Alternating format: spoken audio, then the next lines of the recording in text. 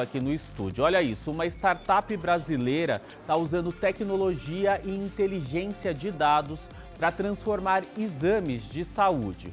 O detalhe é que tudo funciona a partir da respiração do paciente. O teste consegue identificar gases ligados ao funcionamento do intestino e já está sendo usado em centenas de clínicas no Brasil e em outros países da América do Sul. Para explicar como essa tecnologia funciona e como ela pode ajudar pacientes que convivem há anos com sintomas sem diagnóstico, a gente conversa agora com o Rafael Matsunaga, que é engenheiro em sistemas eletrônicos e automação.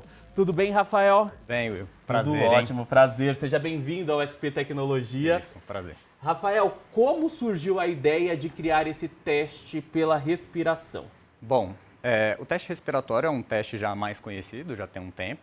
Ele teve um protocolo, né, atualizado agora, um protocolo mundial, foi atualizado em 2017. E aí de 2017 esse protocolo começou a ser utilizado. Então, quando a gente descobriu a área de teste respiratório, basicamente foi analisando o que o mercado já estava fazendo, quais eram as necessidades do público, né, dos médicos, as necessidades dos pacientes. E a gente encontrou um nicho que faria sentido a gente trazer inovação, né? Se eu puder, eu posso compartilhar até um pouco da minha história. Claro, por favor. Bom, eu sou engenheiro eletricista de formação, eu formei na UNB, eu sou de Brasília. Certo. E fiz mestrado em engenharia biomédica, então sempre trabalhei com essa área de inovação, sempre trabalhei com projetos, né, de inovação em saúde. Fui consultor no Ministério da Saúde, na Anvisa, e sempre fiquei atrelado às inovações em saúde, né? Certo. Projetos, novos produtos, sempre entendendo as necessidades do paciente, do médico. E até que em 2022 a gente conheceu, né, essa área de testes respiratórios, né, uma área relativamente nova. Em 2017 saiu o protocolo mundial e a gente viu que aqui no Brasil a gente era meio desassistido, né? A gente não tinha um equipamento que fosse compatível com os testes que eram feitos fora do Brasil. Então a gente resolveu desenvolver um produto. Lançamos esse produto em 2022, né? Então tem um ano e meio aí que ele foi lançado, bem recente. E, assim, tinha uma demanda reprimida muito grande, a gente acabou entrando nesse mercado e vem crescendo, né, ao longo desse tempo, num ritmo muito acelerado. Foi aí que surgiu HealthGo? HealthGo. HealthGo, foi aí que surgiu? Em 2022 Isso. Ou antes ainda? Ela já existia há mais tempo, a gente prestava serviços de inovação, né? Seja em software, seja em hardware, em inovação como um todo para a área da saúde, mas a gente sempre quis ter uma indústria de equipamentos médicos, né? Sempre foi o sonho, eu acho que a gente consegue ver o resultado do nosso trabalho quando isso chega de fato para o público, quando chega para o paciente. Então, sempre foi uma vontade de ter uma indústria para concretizar os projetos que a gente desenvolvia e entregar algo que faça sentido de fato para a classe médica e para o paciente. Ô Rafael, como que surgiu a ideia, na verdade, de desenvolver esse equipamento, por exemplo? Assim, a gente, até por tratar de inovação, a gente sempre ficava acompanhando o mercado, né? Tentando entender quais eram as necessidades, o que saía no mercado internacional, o que tinha de novidade, e a gente ficava tentando entender onde a gente conseguiria agregar com inovação. E aí, minha esposa, ela é gastroenterologista, né? Então facilita um pouco, eu sempre ficava perguntando para ela, quais são as demandas da gastro, da hepato, o que vocês precisam, como é que é.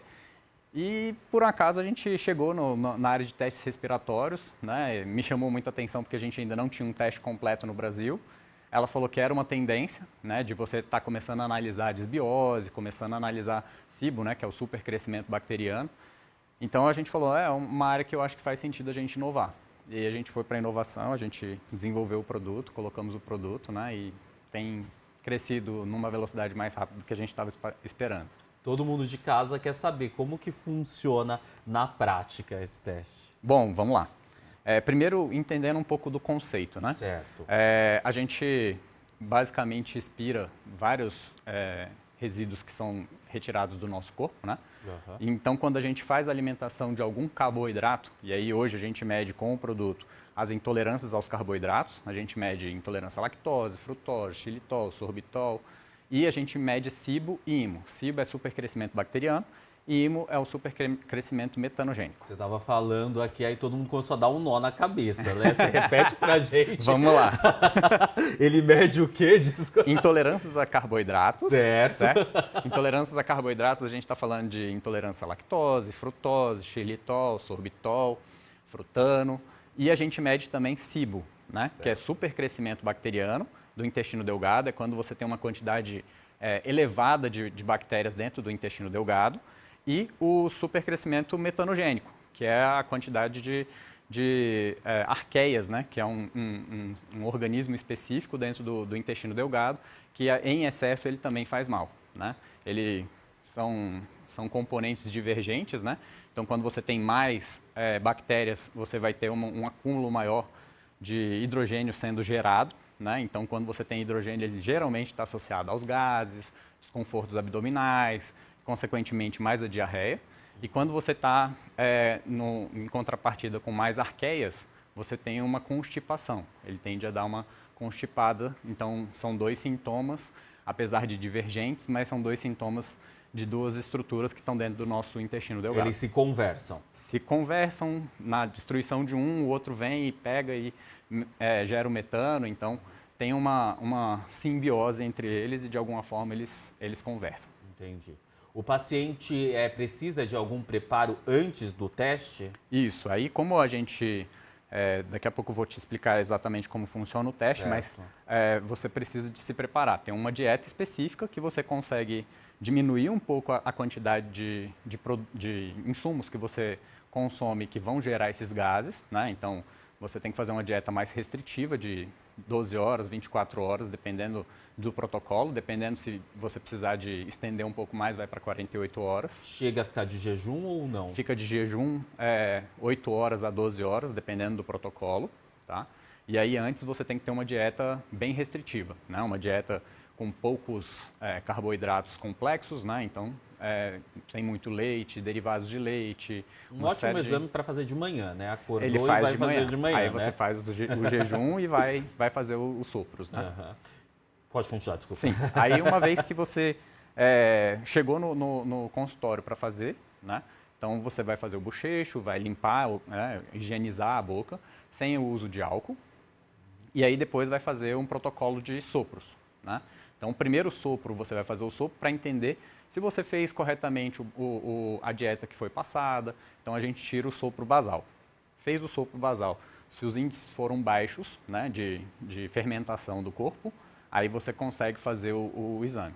Esse sopro, ele vai indicar o quê? Para quem está assistindo até entender o que está acontecendo. Então, vamos lá. Aí você faz o sopro. Na hora que você faz o sopro, o equipamento ele vai detectar hidrogênio e metano do ar que é expirado. Então você expira, tem a parte final do sopro, né, que é a parte que a gente chama de sopro alveolar. Essa parte final ela é coletada pelo equipamento e ela faz uma análise. Se a concentração for muito acima é porque está tendo muita fermentação.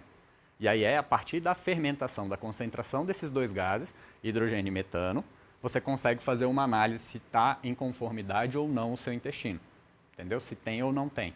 Aí vai depender muito do protocolo. Se eu tenho um protocolo de SIBO e IMO, eu vou utilizar geralmente lactulose, né? E se eu for para uma intolerância a carboidrato, aí eu vou fazer com lactose. Então eu faço a ingestão de lactose, né? E aí depois eu vou começar a fazer os sopros para ver se a lactose interage com a minha microbiota e a partir dessa interação ele vai gerar ou não os gases. A respiração, ela consegue identificar tudo isso? É através do sopro, né? Uhum. Então, é a interação desse carboidrato com a microbiota intestinal que vai fazer com que você emita esses gases. Na quebra desses componentes, ele emite o gás chega vai pela corrente sanguínea até o pulmão e a gente expira, né? Então, é basicamente esse o funcionamento do produto. É a gente detectar o quanto fermenta dentro do corpo humano, né, a partir da interação com as bactérias e as arqueias, por meio desses carboidratos que a gente coloca lá e ele vai quebrar esse carboidrato. Aí ele vai emitir os gases e a gente detecta os gases. Dependendo da quantidade, você tem ou não tem a intolerância ou SIBO e IMO. Tem gente em casa querendo fazer esse exame, mas esse exame precisa ter sintomas, né? Uhum. Quais sintomas podem indicar a necessidade desse exame? Eu não sou especialista, né, em gastroenterologia, não sou médico, Tem vários sintomas. Isso aqui, muita gente me pergunta, substitui a endoscopia, a colonoscopia? Não, não substitui. São exames diferentes, são exames complementares, né? Muitas vezes você vai fazendo um exame, por exemplo, de proctologia, de gastroenterologia, e você tem imagens que não conseguem detectar exatamente qual é a disfunção que você está tendo no corpo humano. Então, aí, muitas vezes, acaba sendo tratado empiricamente a doença, né? Se você não consegue descobrir exatamente o que é, você acaba tratando empiricamente. Então, como que é o protocolo natural? Fazer endoscopia, fazer colonoscopia, fazer os exames de sangue, seguir o protocolo médico e, não identificando nenhuma anomalia, nenhuma doença, aí sim você vai para um protocolo de doenças funcionais, que aí você pode ir para as doenças, né, mais relacionadas à microbiota, que é o caso do teste respiratório. A gente consegue fazer um teste aqui no estúdio, até mesmo para a gente entender como que funciona e para quem está assistindo também em casa também falar assim, eu acho que eu preciso fazer, né? Sim, vamos lá. Como que funciona? Bom, então primeiro aqui você vai segurar tem um tubo. A partir do tubo aí você tem um bocal, certo? Esse bocal é o bocal que você vai fazer o sopro, ele é descartável. Né? Eu mostro para qual, gente? Tô aqui na 1, isso. Ó, esse é o bocal, aqui ó, ele é descartável. Isso. Estão vendo? Aí o ideal seria fazer o sopro sentado, né? Que tem todo um protocolo de você sentar, de você estar bem confortável. A gente finge assim, ó. Aí, pronto. E aí aqui, junto do equipamento, você tem um software que ele é conectado no computador, né? Instalado no computador, e a partir da programação aqui no software. Então, por exemplo, o primeiro sopro eu vou pedir aqui, e aí automaticamente o equipamento ele muda de cor. É, né? Isso que eu ia até mostrar. Ele estava azul agora há pouco, será que a gente consegue pegar da luz, gente? Deixa eu tentar virar um pouquinho para cá, assim, ó. Aí, ó. Ó, como que ele tá agora, ó. Ele tava azulzinho, agora ele tá meio que um roxo. Isso. Ó. Ele vai ficar modificando um pouco... Isso é até eu fazer a respiração. Fazer o sopro. Se você fizer um sopro, aí qual que é o ideal? É você expirar, prender o ar por uns 3 segundos e soprar ele até o final. Ó, agora ele ficou azul, ó. Se vocês ele ficou azul. Verificarem, porque eu não fiz o teste, né? Então, se você fizer um sopro e aí automaticamente, assim, se você fizer um sopro e parar abruptamente, significa que você não conseguiu coletar o ar alveolar. Entendi. Não coletando o ar alveolar, ele vai apresentar um erro. Olha, esse sopro não foi válido para fazer análise. Então, ele já tem um protocolo aqui para fazer a coleta do sopro. Então, o que vai fazer, basicamente, eu vou acionar aqui, você vai prender o ar, encher o pulmão, prender o ar por uns 3, 4 segundos e soltar o ar até perder o fôlego. Tá. Perder o fôlego, mas aí ele vai reconhecer. O sopro, tudo na boca. Tudo na boca. Gente, eu vou ficar meio assim, ó. Então, vamos lá. Vou pedir o sopro aqui novamente. Tá bom. Ele vai ficar aí no roxo. Aí já tá no roxo? Já tá. Tá, ó.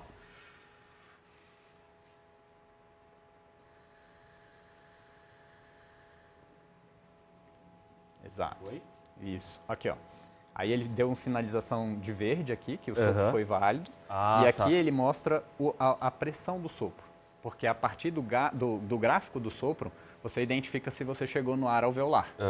Então a gente vai lá e detecta, ele foi um sopro válido, e aqui ele está processando o dado, né? Tá. Então só a partir daqui, aqui, ó, de novo, ó. Então aqui ele está processando o sinal. Certo. Né? Esse verdinho rodando, ele processando o sinal. Isso. Esse aqui é o gráfico do sopro, né, que está no computador, e aqui ele está processando. Aí ele fica em torno de 1 minuto processando a concentração desses gases, e após ele concluir essa análise, ele vai enviar esses dados para o computador. Entendi. E aí o computador, ele vai seguir o protocolo do exame, né, que é um protocolo internacional, que ele vai construir o gráfico de concentração do sopro, tanto hidrogênio quanto metano. Vai dar, então, uma diferença bem alta, porque eu não segui a dieta e também não fiz aquela questão do jejum, né? De não consumir carboidrato, essas coisas todas, né? Não é um sopro válido, né? Porque não teve a dieta. Certo. Então, ó, aí ele concluiu e agora ele vai fazer a limpeza dentro do exame. Vou virar e aqui, aqui tá aqui, ó. Vai lá. Ele concluiu, vai fazer a Isso, limpeza. tá Eu peguei fazendo a aqui. limpeza. Desculpa, editor, aí, por eu ter gachado sem avisar vocês aí. E aqui ele já saiu as concentrações. E o que saiu aí, hein? Saiu 21 ppm de hidrogênio e 11 de metano. O que quer dizer isso? 21 para eu já correr é para o uma... hospital? Não. Até porque não teve a dieta, então não tendo a dieta acaba sendo um valor mais alto, né? Certo. Mas para você começar o exame, o ideal é que seja abaixo de 15 ppm de hidrogênio. E o metano, ele é positivo a partir dos 10 ppm. Então, no caso aqui, já seria um positivo, porque deu 11. Né? E isso Mas quer dizer que... o quê? Por exemplo, positivo, aí procura um médico. Isso. Na verdade, hoje você vai fazer o exame dentro da clínica. Então, tá. a clínica já vai fazer o exame, já vai fazer todo o protocolo, né? E aí, fazendo todo o protocolo, aí o protocolo é de 2 horas, né? São vários sopros a cada 15 minutos, no caso de SIBO e IMO. No caso das intolerâncias, são 3 horas. E aí você vai fazer todos os sopros, ele vai montar o gráfico, e aí vai estar com tudo disponível para que o médico possa fazer o laudo dele. Certo. Então ele vai detectar, tem SIBO e IMO, ou tem intolerância, e qual o próximo passo, né? Então aí tem o tratamento e aí tem toda a investigação mais completa a respeito do... Pode descobrir que tipo de doença nessa daí? SIBO, que é o supercrescimento bacteriano do intestino delgado, IMO, que é o supercrescimento metanogênico. Né? Um vai tender mais para diarreia e gases, né? E o outro vai tender para constipação. O metano constipa. Né? O resultado, ele sai rápido mesmo? Você daqui já fez, já sai, já vai para o médico? É isso mesmo? É isso. Daqui você já colocou, o produto já identifica a imagem, a partir do gráfico o médico ele já vai dar o laudo dele, então já sai na hora. Né? E esse exame também nem é invasivo, né? Não. Por isso que as pessoas querem substituir, né, a colo e também a... Exato. Porque tem muito mais trabalho, muito mais risco, né? Então, é por isso que eu acho que combinou muito com o que a gente acredita como saúde. Certo. Que é uma coisa menos invasiva, mais segura, né? Então, todo esse processo combina com o que a gente acredita de saúde, né? Essa tecnologia, ela usa inteligência artificial ou apenas análise de dados? Ela usa um pouco dos dois. Né? Então, a gente tem processamento de sinais, sim, que a gente faz análise do sopro, vê se é um sopro válido, faz análise de um sopro alveolar, faz a detecção. E a gente tem componentes de inteligência artificial para detecção do gás e análise do gás que está sendo colocado para ver a concentração dele. Então, a gente tem algoritmos de inteligência que rodam tudo dentro do produto. Como que foi o processo para aprovar o aparelho aqui no Brasil? Tá. Aí é um processo, né, que... grande, demorado, custoso, mas... Até dolorido às vezes, né? Exato. Mas assim, até por já ter vivido uma experiência como consultor na Anvisa, eu entendo que isso é necessário para ser feito, né? A gente está lidando com saúde, então é uma área sensível que exige um certo controle, uma qualidade, não dá para a gente simplesmente... desenvolver algo e soltar isso para a sociedade, né?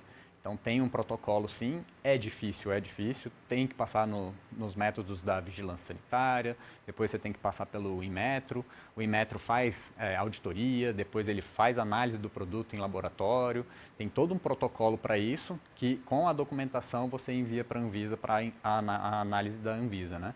Então é um processo demorado, é um processo caro, mas eu enxergo isso como sendo uma necessidade. É a regra do jogo. Se você quiser entrar nesse mercado, quer entrar nesse jogo, você tem que passar por isso e faz parte do processo, né? Hoje no início a gente falou sobre que os testes eles já estão em clínicas e também na América do Sul. Quantas clínicas mais ou menos e em quantos países? A gente está em um pouco mais de 700 clínicas aqui no país, né, espalhados em todos os estados brasileiros. E aí tem alguns países, principalmente latino-americanos, né, que alguns médicos muito interessados pela tecnologia acabam vindo para o país, pegam o equipamento, fazem a aquisição e levam para os seus países, né? E aí a gente tem alguns parceiros aí em alguns países, mas está no nosso planejamento de fato fazer a exportação e ter parceiros mais fixos dentro desses países para que a gente possa fazer, né, a distribuição no país de forma adequada. E o interesse por esse tipo de tecnologia aumentou nos últimos anos? Com certeza. Dentro da área de gastroenterologia, era uma área muito nichada, né, dentro da gastro. Assim, testes respiratórios, né, e a desbiose como um todo era uma coisa muito pequena. Depois que a gente teve um produto que de fato correspondia à necessidade, né, e estava em conformidade com os protocolos internacionais, esse interesse cresceu absurdamente, né? Então, várias outras especialidades começaram a se atentar também aos testes respiratórios. Então, hoje, endócrinos, não somente gastro, mas gastros, proctos, endócrinos, até ginecos começaram a vir atrás da gente, né, para entender melhor o comportamento, o tratamento da SIBO, entender como é que diagnostica, porque interfere em vários outros processos de saúde em áreas específicas, né? Então, eu acho que não só trouxe luz para essa doença, que é muito subdiagnosticada aqui no país, e também trouxe mais interesse do corpo médico, né, do corpo clínico, para entender melhor quais as consequências para as doenças que eles tratam. Tem muita gente que convive com sintomas sem diagnóstico? Bastante. Muita gente, né? Acho que, eu já vivi, já convivi com isso. Acha que é normal, né? Acaba achando... Já são tantos anos, mas não, às vezes é SIBO. Às vezes é um tratamento que você consegue fazer e a partir do tratamento você tem uma qualidade de vida completamente diferente. Você se alimenta melhor, você digere melhor os alimentos. Então tem todo um processo de saúde e qualidade de vida que o produto vem para trazer. E pode evitar também tratamentos errados, né? Sim, com certeza. Porque às vezes, agora que a gente está muito no mundo digital, todo mundo consulta o ChatGPT, enfim, a IA como um todo, né? Falando de todas as empresas, para ter diagnóstico de alguma coisa. Então, muita gente às vezes está fazendo um tratamento e, na verdade, poderia ser outra coisa, né? Exatamente. Eu acho que, assim, no método tradicional, você vai fazer endoscopia, colonoscopia, você vai fazer alguns exames de sangue, alguns exames complementares, mas antigamente você não tinha uma conclusão de que era realmente SIBO, IMO ou era alguma intolerância a carboidrato e aí você acabava ou tratando empiricamente ou não tratando, né? Às vezes vai para um caminho de vamos ver o que pode ser e aí prolonga a qualidade de vida, né? Diminui a qualidade de vida ao longo do tempo. E a gente poderia já estar tratando. A partir do momento que você tem uma máquina certa, que você consegue fazer a detecção correta, você faz o tratamento e você tem uma qualidade de vida completamente diferente. Tem, né, todo um processo de qualidade. Rafael, para a gente encerrar, quem quiser saber mais da empresa, onde procura, como que chega em vocês? Tá, nós temos o nosso site, né? Então, www.healthgo.com.br. Lá tem todos os nossos contatos, tem o nosso Instagram também, né, @healthgowear, né, que é o nome do produto. E aí vocês podem entrar em contato com a gente, entendendo principalmente os médicos, né, hospitais, clínicas. Entrando em contato com a gente consegue direcionar para o nosso time, consegue explicar melhor como funciona o produto, quais são as implicações, como é que é o protocolo, e a gente auxilia nesse processo. Boa, eu estou aqui virando até mesmo para a gente encerrar o programa, mostrando aqui o loginho girando por aqui, né? Legal. Gente, para vocês que querem rever esse programa, é só acessar o nosso canal no YouTube, que é o Assembleia SP. Lá você consegue rever todos os programas SP Tecnologia e também saber mais do Parlamento Paulista e notícias do Estado. A gente se encontra no nosso próximo programa. Muito obrigado pela sua atenção, pela sua audiência e até a próxima.